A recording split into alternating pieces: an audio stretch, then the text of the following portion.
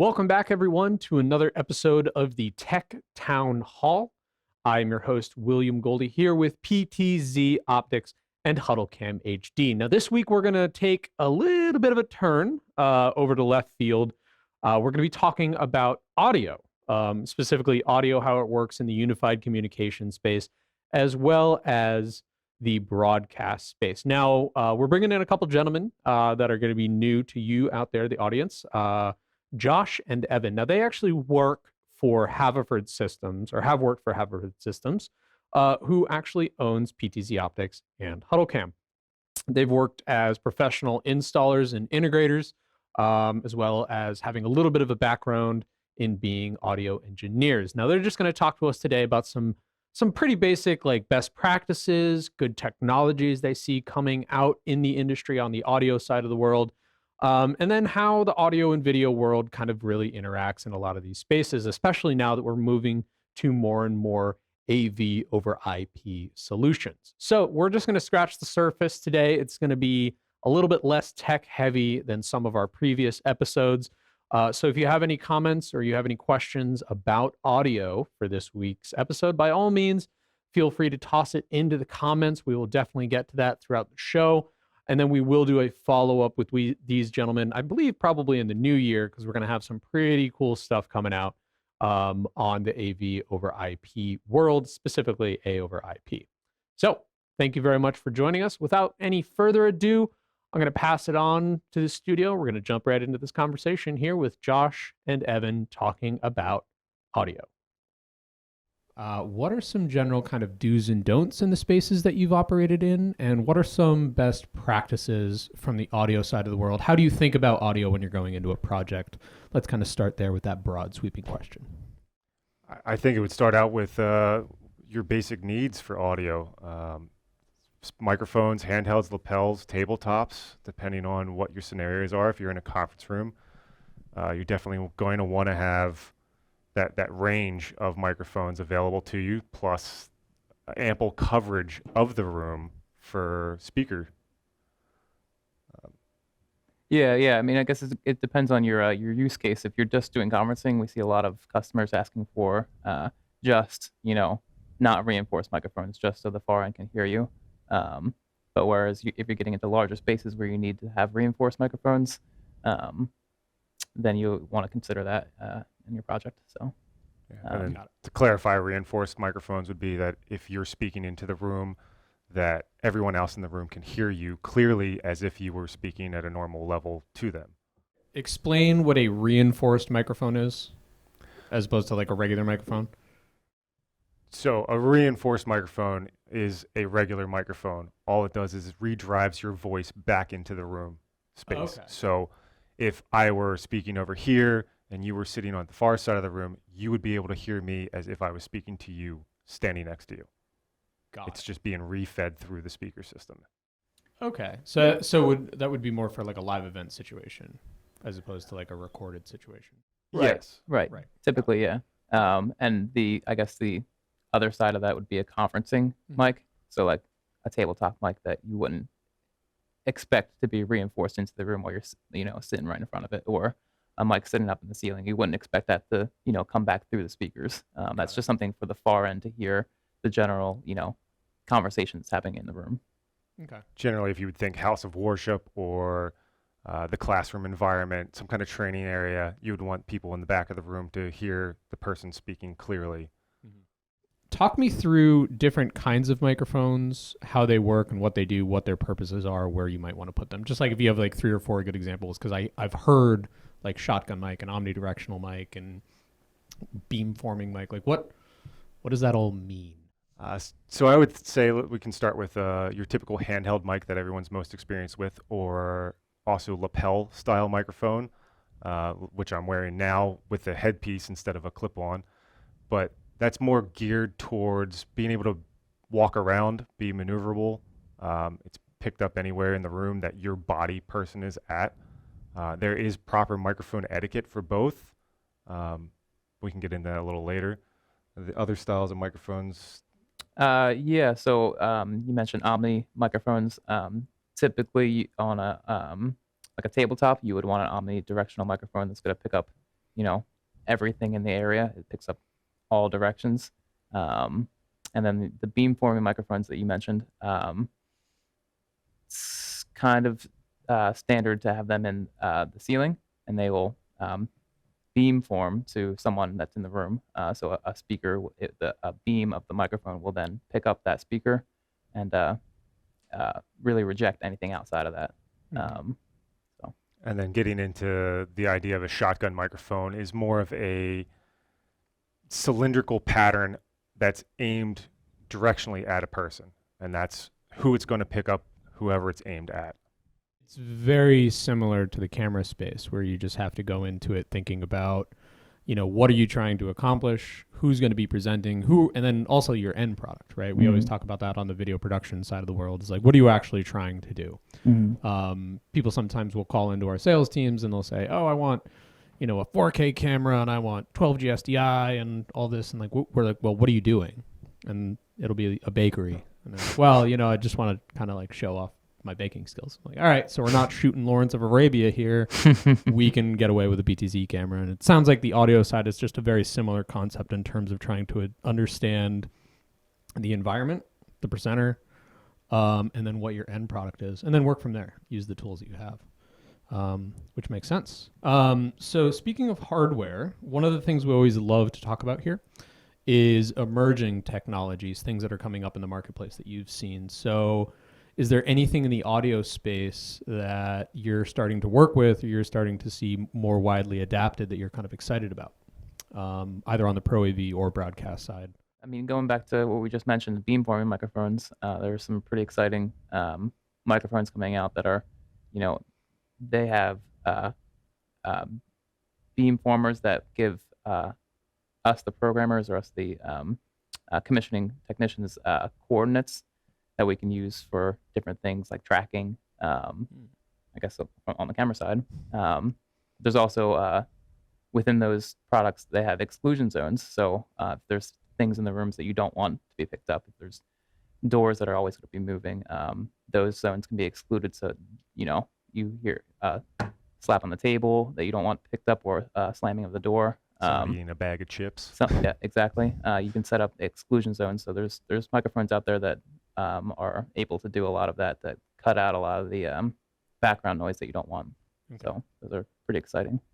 Very cool. And to clarify, most of our experience for beamforming microphones is a ceiling tile microphone. It just sits, it replaces your ceiling tile above your conference room table, and that's generally the pickup area. It produces this, I know some of them produce like this donut-shaped cone around the room, and as you speak, if you look at the software that the companies provide, it'll show you this trajectory of where that person is in the room. And then with that, you can take those coordinates and plug them into other softwares that will call presets of your cameras, and you can direct them towards people that are in the conference room space or in larger environments. Got it. We'll get back to audio tracking because that's a camera conversation that we have, and I love where we're going. But I want to get back to, Evan, you mentioned exclusion zones.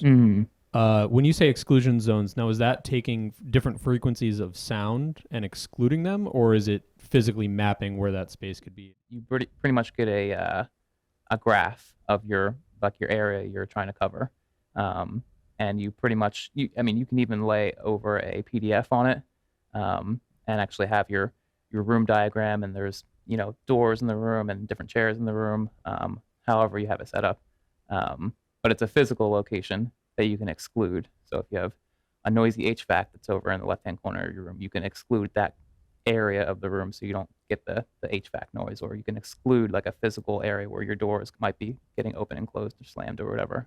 So yeah, it's a physical location, not necessarily frequencies or anything like that. It actually rejects any noise coming from that area that you determine you want to be excluded. So it's pretty cool. I saw a demonstration of it where they literally slammed the door in this exclusion zone, and you could hear it clear as day when they had it off, but when they turned it on, you barely could hear it whatsoever. Wow. Pretty cool. How much computing power does that take? Is it does it live as its own separate system, or is it something that you can kind of include in an existing system? It's all done within the microphone itself. Okay. Yeah. Most of these are, run over PoE from a switch. They're not, running off of a computer, a separate computer, and like that. It's all within the microphone. And I think you said the magic word. We're going to get to that in a little bit as well. Run over PoE switch, because that's the direction we're going on the video world. So we're going to talk about that in a minute. Josh, I'm going to get back to something that you said, or you alluded to, and you were talking about audio tracking. Now, on the camera side of the world, people call us all day, every day, and they say, hey, I want audio tracking. I want a camera that can all of a sudden just start to track a person talking in a room. And of course, they'll give examples like, a town hall discussion or a crowded space. And they're like, no, I want just the camera to track the speaker without anything else happening. And they say audio tracking. Walk us through what audio tracking really is, and maybe some environments that it actually works in. Because I think people just want an automatic camera system, and I think they get a little bit confused between auto, and auto framing. Yeah, so let's first clarify the three different types of tracking. So you have auto tracking, which is I'm going to walk around the room and the camera is going to follow me. You have auto framing, which is I'm speaking, Evan's speaking, and the camera pans out to catch both of us, kind of like we're framed now. And then you have speaker tracking, which is this new technology that's coming out. It utilizes beamforming microphones built into the cameras. And what it allows you to do is, as I'm speaking, I would be framed, depending on the camera software, either facially framed or shoulder up framing. And then if Evan were to start speaking, it would immediately cut over to him, whether it pans or it EPTZ cuts, and then it frames him. That's really the biggest accomplishment of some of these cameras now, is the ability to be anywhere in the room. If we put 3 people, 4 people, 5 people shoulder to shoulder, and one person starts to speak, and it frames that one person out of everyone, those beamforming microphones are now dialed in pretty well. And it's just, it allows you to track individuals. I guess the only thing that I'll add to that is the biggest, I guess, issue that we see come up with auto tracking, speaker tracking, is it is audio. So when someone stops talking, and someone else starts talking, you can get a ping pong effect where it jumps back and forth too quickly. That you kind of have to dial in that delay time to allow it to stay on Josh for a couple of seconds. You can kind of tune it into how long you want it to hold on to Josh, so it doesn't, he stops talking for a second and then continues what he is saying. It doesn't jump over to me real quick and back to Josh. Yeah, the idea would be you don't want to get into an argumental situation with another person and just watch the camera do this, because you'll start getting seasick. The far end will definitely not appreciate it.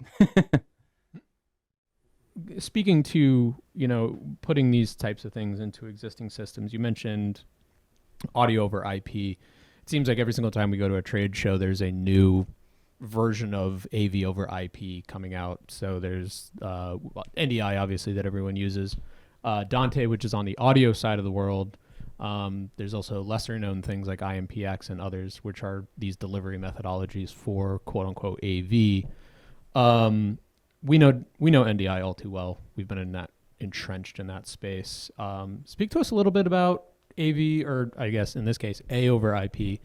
And if you could touch on some of the Dante technologies and things of the like, what are some things that you're seeing out there that are being used in that space? A lot of it has been just microphones, but they are also coming out with speakers that are Dante speakers.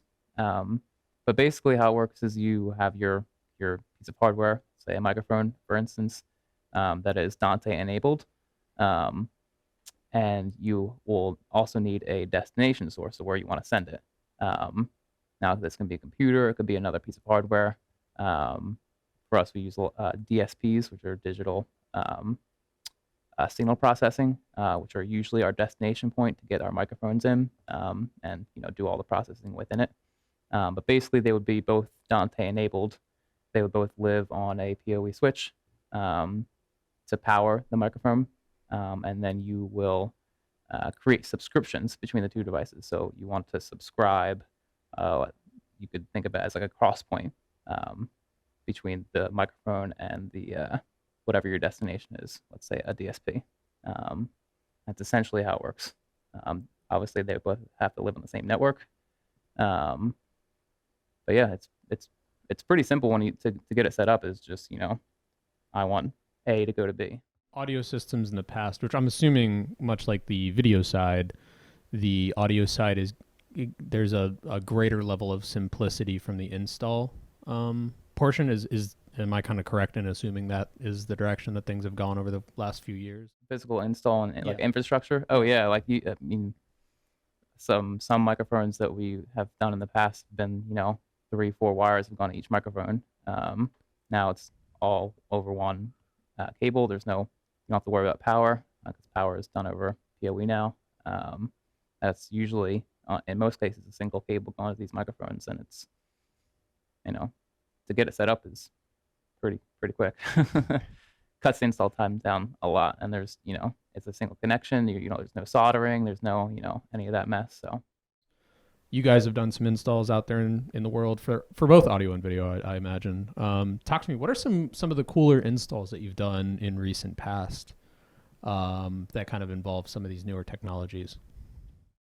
I would say the last experiences that I've had for some really neat installs were some of the town halls and utilizing the speaker tracking systems in those, where we put one centralized camera in the center of these rooms, and you'll have like a horseshoe shaped table, and it'll be able to pick up each member speaking at the time and focus in on them, which really, it helps cut down the need for, I guess, quote unquote, a producer behind the scenes that has to run the system. You can kind of dial in your Zoom call or Teams call or whatever software you're utilizing, feed that camera in, and now you don't need a second or third person sitting behind the scenes making sure your cameras are selected the right directions.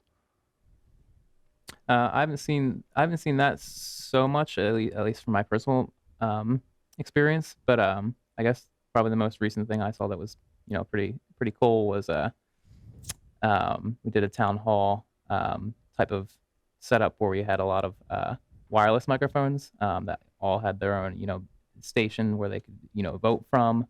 They could be moved throughout the room depending on how each town hall was set up, so it wasn't strapped to the table to the end of time.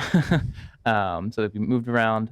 They could be relabeled for different town hall members, and then we had NDI cameras.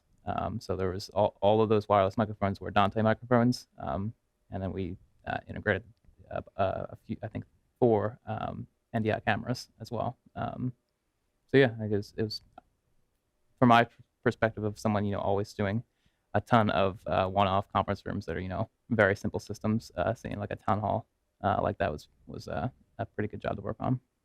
Got it. You mentioned that there was a space that had Dante and NDI. Can you talk about how that integration worked? Dante and NDI do not play well on the same network together. We had to start utilizing VLANs or virtual LANs in our networks. As HSI, we typically try our best to make isolated networks, which means we're not reaching out to the client. We're not relying on them to manage the switches. We do it all one and done, and then we don't have to have return trips. We don't have to worry about updates being pushed that we're not aware of, things like that. So with this separation of VLAN, we can bring Dante video into half of a switch and NDI video into half the switch and Dante audio into the other half. And you have the experience with that setup. Yeah, for the yeah. last I mean, one. it's essentially like installing 2 switches. We set up the VLAN so it separates the switch, so the NDI traffic and the Dante traffic don't interfere with each other. So it's definitely doable. This last install was a learning experience for me, and I guess for other members of the HSI team, to learn how to configure our switches to separate VLANs. But once we got that figured out, it's pretty simple going forward to get the system working. So Got it. The idea is that there's two separate traffics, which is NDI and Dante, and essentially you don't want two people to try to walk through the same door together. You need them to go through at different times. So the separation it allows that to happen instead of having smash shoulder to shoulder as you're trying to fit through. Yeah, and then both traffics will work. But what we experienced and what the customer was seeing when they were living on the same network was frame dropouts every so often. It wasn't constant. It was every so often.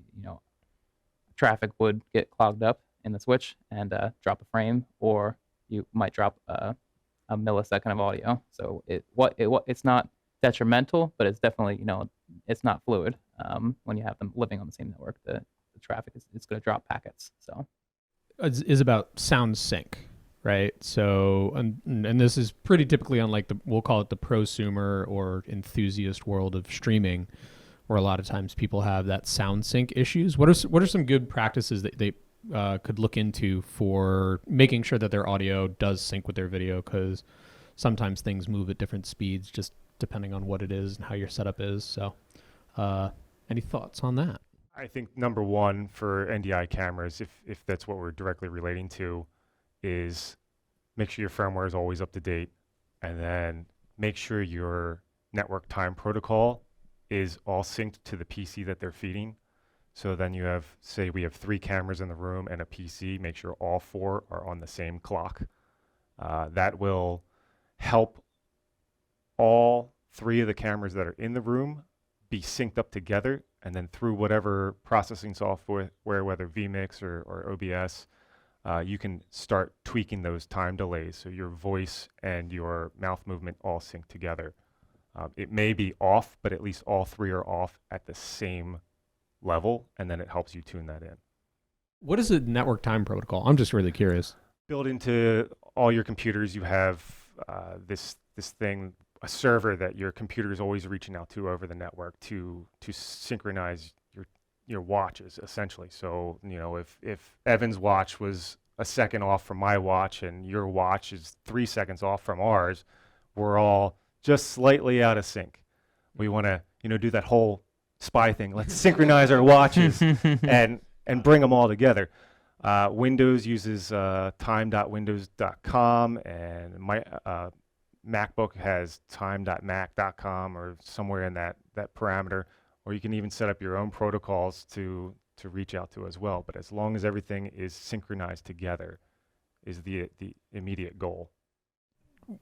Speaking again, going back to like best practices and things of the like, I always like to ask people what not to do, because sometimes people end up down a rabbit hole of trying to self-teach or whatever it may be, and sometimes it's just as simple as not doing something. So from the audio side of the world, what are things that you would recommend people don't do that you see people commonly attempting to do?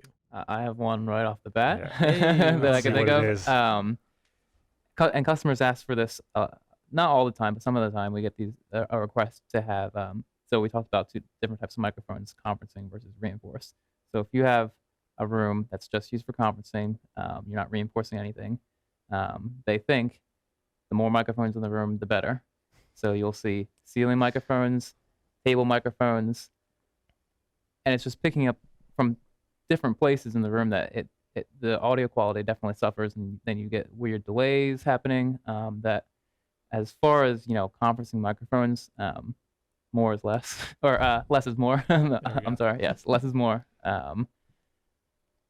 Now, don't get one microphone for a 50-foot room, but I mean, don't buy 100 microphones for a 50-foot room. From a hardware sales standpoint, don't listen to anything you just said. Buy as many microphones as you think you need, and then just take them away. We don't do returns. No, I'm totally kidding. Microphone etiquette is big in practice, especially with handhelds. People have this tendency to love to eat the microphone, and it's just, you don't need to be that close. A reasonable level would be to hold it so the ball of the microphone is somewhere within like throat range, a little bit lower, and a foot away isn't detrimental. It's going to pick you up, and it's designed to pick you up. Right. It's kind of like going to the modern day drive-through to order your fast food. you don't have to yell at the speaker any longer. The guy on the other end has a headset that he's more than capable of hearing. And microphones will just get better and better as time progresses, and pickup levels are much better than they used to be. I was going to say, I wish people would eat the mic. Really? Comparatively, I mean, I've seen people hold the mic down here, you know, Yeah, that's never going to pick you up. There is a best range to put it in. Yeah. If you're down here, it's not going to pick you up. Mm. And same with, you know, the lapels and even like these mouthpieces. You should be able to hear me very clearly. And if I were to put this thing right up against my lips, I'm going to be coming in way too hot. You're going to hear some things. I'm hoping I'm not doing it, but I might be, which is like that slurping noise of your mouth because it's too close to you. It just, some of those little things it could be averted by just placing it in the right position. Well, gentlemen, no, I think that was, again, I learned something. I think what we learned mostly was if you're getting into Pro AV in the next 5 years, maybe go take an IT class on networking, and that'll give you a good basis for audio video, just because everything's going over IP. Hey, there are plenty of free audio classes that are out there. Shore puts on a great one. Dante puts on another very wonderful one. In fact, the two eventually loop to each other, and they're all free classes, and they give you a huge in-depth look of network practices, and then they start bleeding in the lines of audio into the network. So yeah, I've seen a lot of good classes out there too. And the Dante course, even now, it used to be just Dante audio. Now it's starting to bleed those lines of Dante audio, video, and they're also introducing control as well. So soon I expect to see that going farther and farther. Anything that we didn't touch on that you were thinking about before we came in today, or advice for the people out there? I think that covers most of it. Best practices of microphones, the Dante AV or audio over networking altogether, speaker tracking, and beamforming microphones. It's pretty much summing up what we really wanted to discuss today. Yeah. Well, thank you guys so much for stopping in and shedding some light on a world that we don't necessarily talk about often, but it is equally as important in the things that we do, and the productions that we support from a hardware standpoint. So appreciate you both. Thank you so much for joining us this week with Evan and Josh from Haverford Systems, talking about audio installation, integration, and some pretty cool technologies. Now, I myself learned actually quite a few things from that discussion, specifically kind of the IP management when we're talking about audio over IP. It does sound like it's a fairly similar concept from the macro in terms of understanding how to deliver audio or video over IP. And it seems like those worlds are merging ever more so in the recent past, and probably into the future. We're just going to see that continue. So as that trend happens, we'll probably talk a little bit more about it in the future. But for now, that's just us scratching the surface of the audio world and the audio space. Now, if you learned anything today, by all means, hit that subscribe button. Give us a like. That's how we get to know whether or not the content's helping you out. And definitely hit the ding bell for the notifications after you subscribe and like. Again, thank you so much for joining us. Again, my name is William Goldie with PTZOptics and HuddleCam HD. If you have any questions for our team, you can always reach out to partners@ptzoptics.com or at huddlecamhd.com. We always love to engage with you. We always love to see the questions and comments that you have here in the comment section on YouTube, but also after the fact. So if you do have any questions, by all means, feel free to reach out. That wraps it up for this Tech Town Hall. Join us again for the next episode where we will be talking all things production with our guy behind the guy, Mr. Michael Luddemoser. Thank you again. Take care.